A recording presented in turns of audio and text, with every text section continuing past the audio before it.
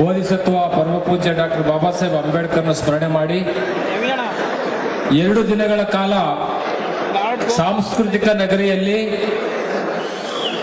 ಆಕಾಶದ ನಕ್ಷತ್ರಗಳ ರೀತಿಯಲ್ಲಿ ಬೀದರಿಂದ ಚಾಮರಾಜನಗರ ಜಿಲ್ಲೆವರೆಗೂ ಹರಿದು ಬಂದಿರತಕ್ಕಂಥ ಎಲ್ಲಾ ಬಾಬಾ ಸಾಹೇಬ್ ಅಂಬೇಡ್ಕರ್ ಅವರ ಅನುಯಾಯಿಗಳಿಗೆ ನಾನು ನಿಮ್ಮೆಲ್ಲರಿಗೂ ಜೈಭೀವಂದನೆಗಳನ್ನ ಸಲ್ಲಿಸ್ತಾ ಇದ್ದೇನೆ. ಈ ಕಾರ್ಯಕ್ರಮ ಅಂಬೇಡ್ಕರ್ ಅವರ ಅನುಯಾಯಿಗಳು ನೀವೆಲ್ಲರೂ ನಿನ್ನೆಯಿಂದ ನಾವು ನೋಡ್ತಾ ಇದ್ದೇವೆ. 25,000 ಜನ ಇಡೀ ಬೀದರಿಂದ ಚಾಮರಾಜನಗರ ಗಡಿಭಾಗದವರೆಗೂ ಈ ಒಂದು ಧಮ್ಮ ಪಯಣಕ್ಕೆ, ಮಾನವ ಮೈತ್ರಿಗೆ ನೀವೆಲ್ಲರೂ ಸಾಕ್ಷಿಗಳಾಗಿದ್ದೀರಿ. ನಿಮ್ಮೆಲ್ಲರಿಗೂ ನಾನು 2 ಸ್ಲೋಗನ್ ಹೇಳ್ತೇನೆ, ಅದನ್ನ ನೀವು ಉಚ್ಚಾರ ಮಾಡಬೇಕು ಅಂತ ಕೇಳ್ಕೊಳ್ತೇನೆ. ನಾನು ಯುದ್ಧ ಬೇಡ ಅಂತೇನೆ, ನೀವು ಬುದ್ಧ ಬೇಕು ಅಂತ ಹೇಳ್ಬೇಕು. ಯುದ್ಧ ಬೇಡ, ಯುದ್ಧ ಬೇಡ, ಯುದ್ಧ ಬೇಡ. ಜೈ ಭೀಮ್. ಈಗ ಈ ಕಾರ್ಯಕ್ರಮವನ್ನ ನಾಡಿನ ಮುಖ್ಯಮಂತ್ರಿಗಳು ಉದ್ಘಾಟನೆ ಮಾಡಿದ್ದಾರೆ. ಮುಖ್ಯಮಂತ್ರಿಗಳ ಜೊತೆಯಲ್ಲಿ ಈ ಕಾರ್ಯಕ್ರಮದ ಬೆನ್ನೆಲುಬಾಗಿ ಈ ಮೈಸೂರು ಭಾಗದ ಉಸ್ತುವಾರಿ ಸಚಿವರಾಗಿ ಸಂವಿಧಾನ ಮತ್ತು ಪ್ರಜಾಸತ್ತಾತ್ಮಕ ಮೌಲ್ಯಗಳನ್ನ ಎತ್ತಿಡಿತಕ್ಕಂತಹ ಡಾಕ್ಟರ್ ಎಚ್ ಸಿ ಮಹದೇವಪ್ಪನವರು ಈ ಕಾರ್ಯಕ್ರಮದಲ್ಲಿ ಜೊತೆಲಿದ್ದಾರೆ. ಇಡೀ ಕರ್ನಾಟಕದಲ್ಲಿ ಬಂಧುತ್ವ ವರ್ಸಸ್ ಹಿಂದುತ್ವ, ಹಿಂದುತ್ವ ಬೇಕು ಅನ್ನೋದಲ್ಲ, ಬಂಧುತ್ವ ಇದ್ರೆ ಮಾತ್ರ ಹಿಂದುತ್ವ ಅಂತಕ್ಕಂಥದನ್ನ ಮಾನವ ಬಂಧುತ್ವ ವೇದಿಕೆಯನ್ನು ಕಟ್ಟಿ ಇಡೀ ಕರ್ನಾಟಕದಲ್ಲಿ ಬುದ್ಧ ಬಸವ ಅಂಬೇಡ್ಕರ್ ರಥವನ್ನು ಎಳಿತಕ್ಕಂಥ ಸತೀಶ್ ಜಾರಕಿಹೊಳಿ ಅವರು ಈ ಕಾರ್ಯಕ್ರಮದಲ್ಲಿ ಮಾತಾಡಿದ್ದಾರೆ. ಅವರು ಚಪ್ಪಾಳೆ ಇರಲಿ. ನಾಡಿನ ಗೃಹ ಮಂತ್ರಿಗಳು ಈ ಕಾರ್ಯಕ್ರಮಕ್ಕೆ ಬೆನ್ನೆಲುಬಾಗಿ, ಮಾನ್ಯ ಸತೀಶ್ ಜಾರಕಿಹೊಳಿ ಅವರು ಬೆನ್ನೆಲುಬಾಗಿ, ಹಾಗೆ ನಮ್ಮೆಲ್ಲರ ಲಾರ್ಡ್ ಮೌಂಟ್ ಬ್ಯಾಟನ್ ಹೇಳಿರ್ತಕ್ಕಂಥ ಮಾತೇನೆಂದ್ರೆ, ಭಾರತದ ಚರಿತ್ರೆಯನ್ನ ಬದಲು ಮಾಡಲಿಕ್ಕೆ ಈ ದೇಶದ ರಾಜ ಮಹಾರಾಜರು ಈಟಿ ಬರ್ಜಿ ಆಯುಧಗಳನ್ನ ಹಿಡ್ಕೊಂಡ್ರು. ಈ ದೇಶದ ಚರಿತ್ರೆ ಬದಲಾಗಲಿಲ್ಲ.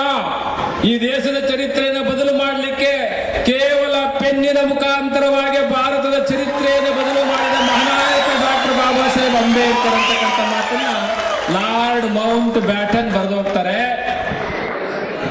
ಆಯುಧಗಳ ಭಾರತ ಅಲ್ಲ ಇದು. ಆಯುಧಗಳು ಮಾತನಾಡಿದ್ರೆ ದೇಶ ಸರ್ವನಾಶ ಆಗುತ್ತೆ. ಆಯುಧಗಳು ವಿಜೃಂಭಿಸಬಾರದು. ಪೆನ್ನು ಕೊಡ್ತಕ್ಕಂಥ ಮಕ್ಕಳ ಕೈಗೆ ದೊಣ್ಣೆ ಕೊಡಬಾರದು. ಮಕ್ಕಳ ಕೈಯಲ್ಲಿ ಪೆನ್ನು ಕೊಡಬೇಕೆ ಹೊರತು ದೊಣ್ಣೆಗಳು ಕೊಡಬಾರದು. ಆಯುಧಗಳು ವಿಜೃಂಭಿಸಿದರೆ ದೇಶ ನಾಶ ಆಗುತ್ತೆ. ಇದು ಬಾಬಾ ಸಾಹೇಬ್ ಹೇಳಿರ್ತಕ್ಕಂಥ ಮಾತು. ಹಾಗಾಗಿ ಬಾಬಾ ಸಾಹೇಬ್ ಅಂಬೇಡ್ಕರ್ ಅವರು ತಥಾಗತ ಗೌತಮ ಬುದ್ಧರ ಕಡೆ ಯಾಕೆ ಮುಖ ಮಾಡಿದ್ರು? ಅವರು ಒಂದು ಮಾತನ್ನು ಹೇಳಿದ್ದಾರೆ. 1956 ಅಕ್ಟೋಬರ್ 14ರಲ್ಲಿ ನಾನು ನರಕದಿಂದ ಬಿಡುಗಡೆಯಾಗುತ್ತಿದ್ದೇನೆ, ನರಕದಿಂದ ಬಿಡುಗಡೆಯಾಗುತ್ತಿದ್ದೇನೆ. ನರಕ ಅನ್ನೋ ಪದ ಯಾಕೆ ಬಳಸಿದ್ರು ಅಂತಕ್ಕಂಥದ್ದನ್ನ ಸನ್ಮಾನ್ಯ ಗೃಹ ಸಚಿವರು ಬಹಳ ವಿಸ್ತಾರವಾಗಿ ಹೇಳಿದ್ದಾರೆ. ಹೊಡೆದಿ ಚಪ್ಪಾಳೆ. ನರಕವನ್ನು ಅನುಭವಿಸ್ತಕ್ಕಂಥದ್ದು. ಇವತ್ತಿಗೂ 6 ನಿಮಿಷಕ್ಕೊಮ್ಮೆ ರೇಪು, ಇವತ್ತಿಗೂ ಬೆಂಕಿ, ಇವತ್ತಿಗೂ ಅದೇ ಸಮಾನತೆ, ಅದೇ ಸ್ಪೃಶ್ಯತೆ. ಹಾಗಾಗಿ ಬಾಬಾ ಸಾಹೇಬರು ಬುದ್ಧರ ಕಡೆ ಮುಖ ಮಾಡಿದ್ರು. ನಮ್ಮ ದೇಶದ ಗೌರವಾನ್ವಿತ ಪ್ರಧಾನಿಗಳು, ನಮ್ಮ ದೇಶದ ಎಲ್ಲಾ ರಾಜಕೀಯ ಗಣ್ಯರು ವಿದೇಶಕ್ಕೆ ಹೋದಾಗ ಹೇಳಬಂತ ಮಾತು ಯಾವುದು? I came from land of Buddha. ನಾನು ಬುದ್ಧನ ನಾಡಿಂದ ಬಂದಿದ್ದೀನಿ ಅಂತ ಇಂಟ್ರೊಡ್ಯೂಸ್ ಮಾಡ್ಕೊಳ್ತಾರೆ. ನಮಗೆ ಬುದ್ಧ ಭಾರತ ಅಂತ ಹೇಳ್ತಾರೆ. ಬುದ್ಧ ಬೇಕು, ಯುದ್ಧ ಬೇಡ ಅಂತ ಹೇಳ್ತಾರೆ. ಬುದ್ಧನ ಭಾರತದಲ್ಲಿ ರಕ್ತದ ಕಲೆಗಳು ಉಳ್ಕೊಳ್ತಾ ಇದೆ. ಆಡುವಾಗಲಲ್ಲೇ ಮನುಷ್ಯರನ್ನ ಕೊಚ್ಚಿ ಕೊಲೆ ಮಾಡ್ತಿದ್ದಾನೆ.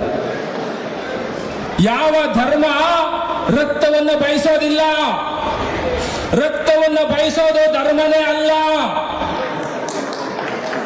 ಆ ಕಾರಣಕ್ಕೋಸ್ಕರ ಬಾಬಾ ಸಾಹೇಬ್ ಅಂಬೇಡ್ಕರ್ ಒಂದು ತೊಟ್ಟು ರಕ್ತವನ್ನು ಕೆಳಕ್ಕೆ ಕೆಡಗದೆ ಇಡೀ ಭಾರತದ 140 ಕೋಟಿ ಜನರಿಗೆ ಓಟಿನ ಹಕ್ಕು, ನೋಟಿನ ಹಕ್ಕು, ಬೂಟಿನ ಹಕ್ಕು, ಸೂಟಿನ ಹಕ್ಕು, ಟಿಪಿ ಹಕ್ಕು, ಜೆಪಿ ಹಕ್ಕು, ಎಂಪಿ ಹಕ್ಕು, MLA ಹಕ್ಕು, ಮುಖ್ಯಮಂತ್ರಿಗಳ ಹಕ್ಕು, ಗೃಹ ಮಂತ್ರಿಗಳ ಹಕ್ಕು, ಎಲ್ಲ ಹಕ್ಕುಗಳನ್ನು ಕೊಟ್ಟಂತ ಸರ್ದಾರ ಡಾಕ್ಟರ್ ಬಾಬಾ ಸಾಹೇಬ್ ಅಂಬೇಡ್ಕರ್ ಒಂದು ತೊಟ್ಟು ರಕ್ತವನ್ನು ಕೆಡಗಿಲ್ಲ. ಇಂಥ ಬಾಬಾ ಸಾಹೇಬ್ ಅಂಬೇಡ್ಕರ್ ಅವರ ಕನಸಿನ ಭಾರತ ಪ್ರಬುದ್ಧ ಭಾರತ. ಈ ಪ್ರಬುದ್ಧ ಭಾರತವನ್ನು ಕಟ್ಟಲಿಕ್ಕೆ ಐತಿಹಾಸಿಕ ಸಾಂಸ್ಕೃತಿಕ ನಗರಿ ಮೈಸೂರಲ್ಲಿ ಮಾನ್ಯ ಮಾಜಿ ಮಹಾಪೌರರು ಪುರುಷೋತ್ತಮ ಅವರು, ನಮ್ಮ ಎಲ್ಲ ಬಳಗ, ನಮ್ಮ ಪಯಣದ ಎಲ್ಲ ಬಳಗ ನಿನ್ನೆ 2 ದಿನದಿಂದ ಬಹಳ ಪ್ರಯತ್ನ ಪಟ್ಟು ಎಲ್ಲ ಇಡೀ ನಮ್ಮ ಸಹೋದರರು ಬೀದರಿಂದ ಚಾಮರಾಜನಗರ, ದೇವದುರ್ಗ, ಮಾನ್ವಿ, ಮಸ್ಕಿ, ಬಿಜಾಪುರ, ಸಿಂದಗಿ, ಬಾಗಲಕೋಟೆ, ಜಮಖಂಡಿ, ತೇರದಾಳ, ಯಾದಗಿರಿ, ಕೈಯತಿ ಎಲ್ಲೆಲ್ಲಿಂದ ಬಂದ್ರಿ ಕೈಯತಿ ನೋಡಿ, ಎಲ್ಲಾ ಜಿಲ್ಲೆಗಳಿಂದ ಬಂದಿರತಕ್ಕಂಥವ್ರು ಇದ್ದಾರೆ ಇಲ್ಲಿ. 31 ಜಿಲ್ಲೆ 30 ಜಿಲ್ಲೆಗಳವರೆಲ್ಲ ಇದ್ದಾರೆ ಇಲ್ಲಿ ನಿನ್ನೆಯಿಂದ. ಕಾರಣ ಏನು ಅಂದ್ರೆ ನೀವೆಲ್ಲ ಅಂಬೇಡ್ಕರ್ ಅವರ ಮೊಮ್ಮಕ್ಕಳು ಮೊಮ್ಮಕ್ಕಳು ವಾರಸುದಾರರು ನೀವು. ಅದಕ್ಕೆ ನಿಮ್ಮ ಮೇಲೆ ಬಾಬಾ ಸಾಹೇಬ್ ಹೇಳ್ತಾರೆ, ನನಗೆ ನಂಬಿಕೆ ಇದೆ, ನನ್ನ ಜನ ನನ್ನ ನಂತರ ಬುದ್ಧ ಧಮ್ಮವನ್ನು ಪ್ರತಿಷ್ಠಾಪಿಸಲು ತಾವು ಎಲ್ಲವನ್ನೂ ತ್ಯಾಗ ಮಾಡ್ತಾರೆ ಅಂತ ಡಾಕ್ಟರ್ ಬಾಬಾ ಸಾಹೇಬ್ ಅಂಬೇಡ್ಕರ್ ನಿಮ್ಮ ಮೇಲೆ ಭರವಸೆ ಇಟ್ಟಿದ್ದಾರೆ. ಆ ಕಾರಣಕ್ಕೆ ಮಾನ್ಯ ಮುಖ್ಯಮಂತ್ರಿಗಳು ದಯಮಾಡಿ ಅವರಲ್ಲಿ ನಾನು ಕೇಳ್ಕೊಳ್ಳೋದಿಷ್ಟೇ, ನಾಡಗೀತೆಯಲ್ಲಿ ಕುವೆಂಪು ಅವರು ಬೌದ್ಧರ ಉದ್ಯಾನ ಅಂತ ಇದೆ, ಮೂಲ ಪ್ರತಿಯಲ್ಲಿದೆ. ಆ ಮೂಲ ಪ್ರತಿಯಲ್ಲಿ ಬೌದ್ಧರ ಉದ್ಯಾನ ತೆಗೆದು ಬಿಟ್ಟಿದ್ದಾರೆ. ಹಿಂದೂ, ಕ್ರೈಸ್ತ, ಮುಸಲ್ಮಾನ, ಪಾರಸಿಕ, ಜೈನರ ಉದ್ಯಾನ ಅಂತಿದೆ, ಬೌದ್ಧರ ಉದ್ಯಾನ ತೆಗೆದು ಬಿಟ್ಟಿದ್ದಾರೆ. ದಯಮಾಡಿ ಮಾನ್ಯ ಮುಖ್ಯಮಂತ್ರಿಗಳು ಇಲ್ಲೇ ಘೋಷಣೆ ಮಾಡಬೇಕು, ಬೌದ್ಧರ ಉದ್ಯಾನ ಸೇರಿಸಬೇಕು. ನಾಳೆಗೆ ಆದೇಶ ಆಗಬೇಕು. ಎರಡನೇದು ಬೌದ್ಧ ಅಭಿವೃದ್ಧಿ ನಿಗಮ. ಬೌದ್ಧ ಅಭಿವೃದ್ಧಿ ನಿಗಮ ಆಗಲೇಬೇಕು. ಯಾಕೆಂದ್ರೆ ನಾವೆಲ್ಲರೂ ಬೌದ್ಧರೆಂಬ ದಾಖಲೆಯನ್ನು ಮಾಡ್ತಾ ಇದ್ದೇವೆ. ಬೌದ್ಧ ಅಭಿವೃದ್ಧಿ ನಿಗಮವನ್ನು ಮಾಡಿ ಪ್ರತಿಯೊಂದು ಜಿಲ್ಲೆಯ ಬೌದ್ಧ ವಿಹಾರಗಳ ಉದ್ಧಾರಕ್ಕೋಸ್ಕರ ಅವರ ಬಡ್ಜೆಟ್ ನಲ್ಲಿ ಹಣವನ್ನು ಘೋಷಣೆ ಮಾಡಬೇಕು. ಈಗಾಗಲೇ 100 ಕೋಟಿಯನ್ನು ಘೋಷಣೆ ಮಾಡಿದ್ದಾರೆ. ಬೌದ್ಧ, ಜೈನ, ಕ್ರೈಸ್ತ, ಸಿಖ್ ಎಲ್ಲಾ ಧರ್ಮಗಳ ಉದ್ಧಾರಕ್ಕಾದ್ರೆ ವಿಶೇಷವಾಗಿ ಬೌದ್ಧ ಧರ್ಮಕ್ಕೆ ಸನ್ನತಿ ಅಭಿವೃದ್ಧಿ ಪ್ರಾಧಿಕಾರದಿಂದ ಹಿಡಿದು ನಮ್ಮ ನಳಂದ ಆಗಿರಬಹುದು ಎಲ್ಲಾ ಕಡೆಗೂ ಘೋಷಣೆಯನ್ನ ಮಾಡಿದ್ದಾರೆ. ಅದಲ್ಲದೆ ವಿಶೇಷವಾಗಿ ಪರಿಶಿಷ್ಟ ಜಾತಿಯ 101 ಜಾತಿಗಳು ನೀವು ಬೌದ್ಧ ಅಂತ ಬರೆದ್ರೆ ನಿಮ್ಗೆ ಯಾವುದೇ ಸಮಸ್ಯೆ ಆಗಬಾರ್ದು ಅನ್ನೋ ರೀತಿಯಲ್ಲಿ ನಿಮ್ಮೆಲ್ಲರಿಗೂ SC ಪ್ರಮಾಣ ಪತ್ರವನ್ನು ಬೌದ್ಧ ಅಂತ ಬರೆದ್ರು ಕೊಡಬೇಕು, ಎಲ್ಲಾ ಸವಲತ್ತುಗಳನ್ನು ಕೊಡಬೇಕು ಅಂತ ಆದೇಶವನ್ನು ಸಹ ಮಾಡಿದ್ದಾರೆ. ಈ ಆದೇಶ ಸಚಿವ ಸಂಪುಟದ ಮುಂದೆ ತಂದು ಗೆಜೆಟ್ ನಲ್ಲಿ ಇದನ್ನ ಮಂಡಿಸಿ ಗೆಜೆಟ್ ನೋಟಿಫಿಕೇಶನ್ ಮಾಡಿಕೊಡ್ಬೇಕು ಅಂತ ನಾನು ಸನ್ಮಾನ್ಯ ಮುಖ್ಯಮಂತ್ರಿಗಳಲ್ಲಿ ಕೇಳ್ಕೊಳ್ತಾ ಇದ್ದೇನೆ. ಸರ್ಕಾರದ ನಡಾವಳಿ ಆಗಿದೆ, ಅದು ಗೆಜೆಟ್ ನಲ್ಲೂ ಪ್ರಕಟ ಆಗಬೇಕು, ಅಧಿಕೃತ ಆಗಬೇಕು ಅಂತಕ್ಕಂಥ ಮಾತುಗಳನ್ನ ಈ ಸಂದರ್ಭಕ್ಕೆ ಹೇಳ್ತಾ, ಅದೇ ರೀತಿಯಲ್ಲಿ ನಮಗೆ ಇನ್ನೊಂದು ಬಹಳ ಮುಖ್ಯವಾಗಿರ್ತಕ್ಕಂಥದ್ದು, ಈ ಬೌದ್ಧ ಸಮ್ಮೇಳನ ಪ್ರತಿಯೊಂದು ಜಿಲ್ಲೆಯಲ್ಲಿ ನಮ್ಮ AR ಕೃಷ್ಣಮೂರ್ತಿ ಅವರು ಮಾನ್ಯ ಶಾಸಕರು, ಕೊಳ್ಳೇಗಾಲ ಕ್ಷೇತ್ರದ ವಿಧಾನಸಭಾ ಕ್ಷೇತ್ರದ ಶಾಸಕರು ಘೋಷಣೆ ಮಾಡಿಕೊಂಡಿದ್ದಾರೆ. ಮುಂದಿನ ಬೌದ್ಧ ಸಮ್ಮೇಳನ ಚಾಮರಾಜನಗರ ಜಿಲ್ಲೆಗೆ ಹಸ್ತಾಂತರ ಆಗುತ್ತೆ ಮುಖ್ಯಮಂತ್ರಿಗಳ ಸಮ್ಮುಖದಲ್ಲಿ. ಈ ಜವಾಬ್ದಾರಿಯನ್ನ ನಾವು ಹೊತ್ತುಕೊಂಡು AR ಕೃಷ್ಣಮೂರ್ತಿ ಸಾಹೇಬ್ ಹೇಳಿದ್ದಾರೆ, ಯಾವುದೇ ಜಿಲ್ಲೆಯಲ್ಲಿ ಬೌದ್ಧ ಸಮ್ಮೇಳನವನ್ನ ನಡೆಸಿದಂತ ಸಂದರ್ಭಕ್ಕೆ 5 ಕೋಟಿ ಅನುದಾನವನ್ನ ಸನ್ಮಾನ್ಯ ಮುಖ್ಯಮಂತ್ರಿಗಳು ಅದಕ್ಕೆ ಬಿಡುಗಡೆ ಮಾಡಬೇಕು ಅಂತಕ್ಕಂಥದ್ದನ್ನ ಈ ಸಂದರ್ಭದಲ್ಲಿ ನಾನು ಕೇಳ್ಕೊಳ್ತಾ ಇದ್ದೇನೆ. ಪ್ರತಿಯೊಂದು ಬೌದ್ಧ ವಿಹಾರಗಳ ಉದ್ಧಾರಕ್ಕೆ ಪ್ರತಿಯೊಂದು ಜಿಲ್ಲೆಯ ಬೌದ್ಧರ ಕ್ಷೇತ್ರಕ್ಕೆ 20 ಕೋಟಿಯನ್ನು ಅವರು ಮಂಜೂರು ಮಾಡಬೇಕು. ಯಾಕೆಂದ್ರೆ ಸುಮಾರು ಕರ್ನಾಟಕದಲ್ಲಿ ಅತ್ಯಂತ ಹೆಚ್ಚು ಬಜೆಟ್ಗಳನ್ನ ಮಂಡಿಸಿರ್ತಕ್ಕಂಥ ಖ್ಯಾತಿ ಯಾರಿಗಿದೆ ಅಂದ್ರೆ ಸನ್ಮಾನ್ಯ ಸಿದ್ದರಾಮಯ್ಯ ಸಾಹೇಬರಿಗಿದೆ. ಅವರು ಸದನದಲ್ಲಿ ಲೆಕ್ಕಪತ್ರ ಮಂಡಿಸುವಾಗ ನೋಡ್ಬೇಕು ನೀವು, ಅಂಕಿ 0, 1, 2 ಬಿಡೋದಿಲ್ಲ. ಅವರು ಕರೆಕ್ಟ್ ಅಕ್ಯುರೇಟ್ ನಂಬರ್ನ ಹೇಳ್ತಾರೆ. ಅಂಥ ದೊಡ್ಡ ಆರ್ಥಿಕ ಸಂಖ್ಯೆ ಅವರ ತಲೆಯಲ್ಲಿದೆ. ಅವರು ಈ ಕೆಲಸವನ್ನ ಮಾಡಿಕೊಡ್ತಾರೆ ಅಂತ ನಾನು ನಿಮ್ಮೆಲ್ಲರ ಜೋರು ಚಪ್ಪಾಳೆಯೊಂದಿಗೆ ನಾನು ಹಾಗೆ ಅಂಬೇಡ್ಕರ್ ಭವನಗಳು ಜ್ಞಾನದ ಕೇಂದ್ರಗಳಾಗಬೇಕು.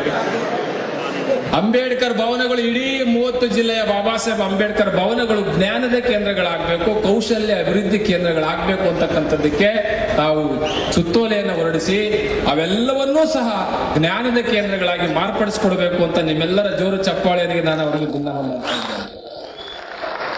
ಬಂಧುಗಳೇ, ಬೌದ್ಧ ಅಧ್ಯಯನ ಕೇಂದ್ರಗಳು, ಬೌದ್ಧ ಅಧ್ಯಯನ ಅಕಾಡೆಮಿಗಳನ್ನ ಮಾಡಬೇಕು. ಯಾಕೆಂದ್ರೆ ಬುದ್ಧ 84,000 ಬೌದ್ಧ ಸ್ತೂಪ ಇತ್ತು ಈ ದೇಶದಲ್ಲಿ. ಅಶೋಕ ಚಕ್ರವರ್ತಿ ಮಾಡಿರ್ತಕ್ಕಂಥ 84,000 ಬೌದ್ಧ ಸ್ತೂಪಗಳು ಎಲ್ಲಿವೆ? ಎಲ್ಲಿವೆ? ಭಾರತ ದೇಶದ ಯಾವುದೇ ನೆಲವನ್ನ ಬಗೆದ್ರೆ ಅಲ್ಲಿ ಸಿಗೋದು ಬುದ್ಧ, ಅಲ್ಲಿ ಸಿಗೋದು ಬುದ್ಧ. ಹಾಗಾಗಿ ತಾವು ಇದು ಬುದ್ಧ ಭೂಮಿ, ಬುದ್ಧ ಸಮಾನತೆ, ಸೋದರತೆ, ಸಮಗ್ರತೆ. ಎಚ್ ಸಿ ಮಾದೇವಪ್ಪನವರು ಇಡೀ ಕರ್ನಾಟಕ ರಾಜ್ಯದಲ್ಲಿ ಸಂವಿಧಾನದ ಪ್ರಿಯಾಂಬಲ್ ಅನ್ನು ಓದಿಸಿ ಎಲ್ಲಾ ಗ್ರಾಮ ಪಂಚಾಯಿತಿಗಳಲ್ಲಿ ಸಂವಿಧಾನದ ಪ್ರಿಯಾಂಬಲ್ ಮೆರವಣಿಗೆ ಮಾಡಿ ಅದರಲ್ಲಿ 3 ಪದ ಸಮಾನತೆ, ಸೋದರತೆ, ಸಮಗ್ರತೆ ಇದೆ. ಅದು ಬಾಬಾ ಸಾಹೇಬ್ ಹೇಳೋದು ನಾನು ಫ್ರೆಂಚ್ ಕ್ರಾಂತಿಯಿಂದ ತೆಗೆದುಕೊಂಡದ್ದಲ್ಲ, ರಷ್ಯಾ ಕ್ರಾಂತಿಯಿಂದ ತೆಗೆದುಕೊಂಡದ್ದಲ್ಲ, ನನ್ನ ಗುರು ತಥಾಗತ ಗೌತಮ ಬುದ್ಧರಿಂದ ತೆಗೆದುಕೊಂಡ ಪದ ಅಂತ ಹೇಳಿದರೆ ಸ್ವತಃ ಅಂಬೇಡ್ಕರ್ ಅವರು. ಅದನ್ನು ಉಳಿಸಬೇಕಾಗಿದೆ ಬಂಧುಗಳೇ. ಆ ನಿಟ್ಟಿನಲ್ಲಿ ಈ ಒಂದು ವೇದಿಕೆಯ ಕಾರ್ಯಕ್ರಮವನ್ನ ಸನ್ಮಾನ್ಯ ಎಚ್ ಸಿ ಮಾದೇವಪ್ಪನವರು, ಸತೀಶ್ ಜಾರಕಿಹೊಳಿ ಸಾಹೇಬರು, ಜಿ ಪರಮೇಶ್ವರ್ ಸಾಹೇಬರು, ಯತೀಂದ್ರ ಸಿದ್ದರಾಮಯ್ಯ ಸಾಹೇಬರು ಎಲ್ಲರೂ ಸೇರಿ ಈ ಕಾರ್ಯಕ್ರಮವನ್ನು ಬಹಳ ಶಿಸ್ತುಬದ್ಧವಾಗಿ ಮಾಡಿ ನಿಮ್ಮ ಜೊತೆಯಲ್ಲಿ ನಾವು ಇರ್ತೀವಿ ಅಂತ ಬೆಂತಟ್ಟಿದ್ದಾರೆ. ಅವರಿಗೆ ಜೋರಾದ ಚಪ್ಪಾಳೆ ಬರಲಿ. ಅವರೆಲ್ಲರ ಸಹಕಾರದಿಂದ ಈ ಕಾರ್ಯಕ್ರಮ ಬಹಳ ಅಚ್ಚುಕಟ್ಟಾಗಿದೆ. 2 ದಿನಗಳ ಕಾರ್ಯಕ್ರಮ ಬಹಳ ವಿಜೃಂಭಣೆಯಿಂದ ನಡೆಸಿಕೊಡ್ಲಿಕ್ಕೆ ಕಾರಣಕರ್ತರು ತಾವೆಲ್ಲರೂ ಅಂತಕ್ಕಂಥ ಮಾತುಗಳನ್ನೇ ಸಂದರ್ಭ ಕೇಳ್ತಾ, ಗೌರವಾನ್ವಿತ ಎಚ್ ಸಿ ಮಾದೇವಪ್ಪ ಅವರಿಗೆ ಮೈಸೂರು ತಾಲೂಕು ಜೈಪುರ ಹೋಬಳಿ ಆರೋಹಳ್ಳಿಯಲ್ಲಿ ದಕ್ಷಿಣ ಬುದ್ಧಗಯಾ ಟ್ರಸ್ಟ್ ಅಭಿವೃದ್ಧಿಗಾಗಿ ಸರ್ಕಾರದಿಂದ 10 ಕೋಟಿ ಹಣವನ್ನ ನೀವು ಮಂಜೂರು ಮಾಡಿಸಿಕೊಡ್ಲೇಬೇಕು ಈ ಬಜೆಟ್ ಅಲ್ಲಿ ಅಂತ ನಾನು ಕೇಳ್ಕೊಳ್ತಾ ಇದ್ದೇನೆ. ಹೊಡೆದಿ ಚಪ್ಪಾಳೆ. ಯಾಕೆ ಅಂದ್ರೆ ಮುಖ್ಯಮಂತ್ರಿಗಳಿಗೂ ಸಹ ಇದನ್ನ ನಾವು ಈ ಒಂದು ಮೆಮೊರಂಡಮ್ ಕೊಡ್ತಾ ಇದ್ದೀವಿ.